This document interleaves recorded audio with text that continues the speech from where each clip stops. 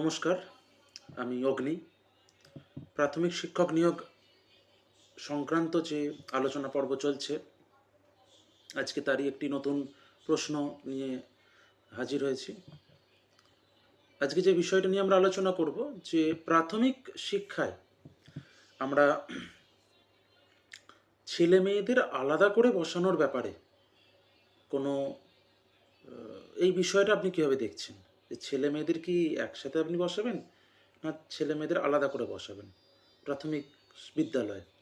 তো এটা খুব সেন্সিটিভ প্রশ্ন, খুব যথেষ্ট সুন্দর প্রশ্ন, এবং এটা আপনাকে করতে পারে ইন্টারভিউ রুমে গিয়ে, এবং এটা জেনে রাখাটাও খুবই জরুরি।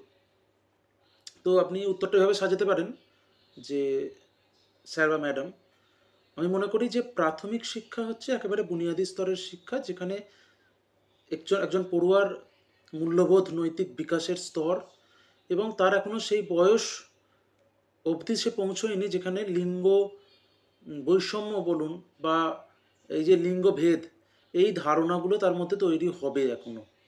তাই আমার মতে প্রাথমিকে অন্তত ছেলে মেয়েদের আলাদা করে বসানোর প্রয়োজনীয়তা নেই। এবার এই প্রশ্নটার কিন্তু, এই উত্তরটা কিন্তু যথেষ্ট বিতর্কিত হতে পারে, যে এটা কোনো এইভাবে ব্যাপারটা কেন দেখা হবে, আলাদা করেই তো বসতে দেওয়া উচিত।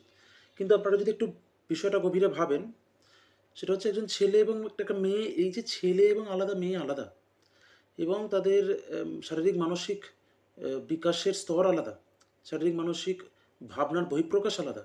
এগুলো প্রাথমিকে তখনও ধারণা কোনো তৈরি হয় না, বা হওয়া উচিত নয়।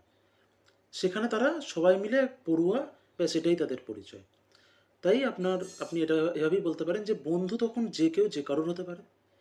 তাই সেই স্তরেতে আলাদা করে বসানোর কোনো প্রয়োজন নেই, বা বসানো উচিত নয়।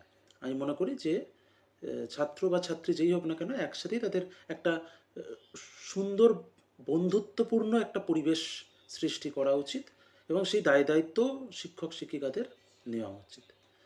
তো আশা করি আজকের এই সেশনটা আপনাদের ভালো লেগে থাকবে। এই প্রশ্নটা যথেষ্ট সুন্দর একটি প্রশ্ন নিয়ে আমরা আলোচনা করলাম। পরবর্তীতে আবার একটা নতুন ভিডিও নিয়ে আমরা হাজির হব। ধন্যবাদ।